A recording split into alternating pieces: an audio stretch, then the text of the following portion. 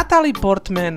Herečka, ktorá sa narodila v izraelskom Jeruzaleme, odštartovala svoju hereckú kariéru v roku 1994 francúzskym filmom Léon, kde sa zviditeľnila po boku herca Jeana Rena. Od tej doby sa objavila vo viacerých skvelých filmoch, ako napríklad Mars útočí, Neľútostný súboj či vo filme Všetci hovoria milujem ťa.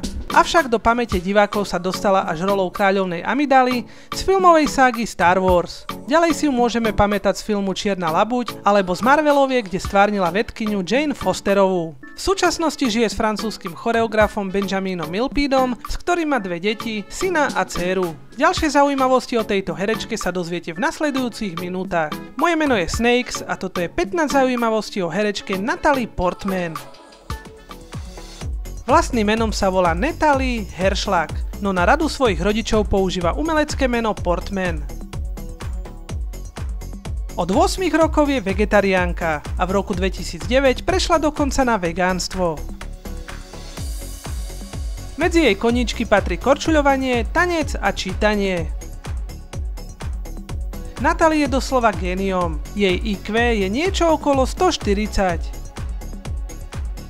Bohužiaľ herečka nemá žiadnych súrodencov, je teda jedináčik. V roku 2003 úspešne ukončila štúdium na Harvarde, kde získala titul z psychológie.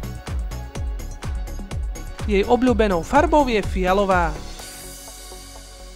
V seriáli Simpsonovci dabovala postavu Darcy, Bartovú snúbenicu.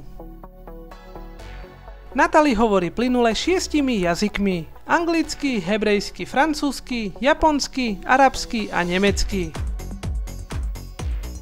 Je faninkou profesionálneho wrestlingu. Medzi jej priateľov patrí Macaulay Culkin, Jake Gyllenhaal či Mila Kunis. Herečka nie je vôbec vysoká, meria len 160 cm. Jej obľúbeným jedlom je tofu, čierna fazuľa a čokoláda. Rada počúva piesne od spevačky Björk alebo skupiny Beatles. Keďže sa narodila v Izraeli v Jeruzaleme, nikoho neprekvápi fakt, že je židovka. O ktorej herečke alebo hercovi by ste chceli na budúce ďalšie zaujímavosti? Napíšte mi to dole do komentára pod video. A samozrejme, ak sa vám dnešné video páčilo, kliknite na tlačidlo like a pre viac takýchto videí ma nezabudnite sledovať. Ja sa s vami lúčim, majte sa pekne a čaute.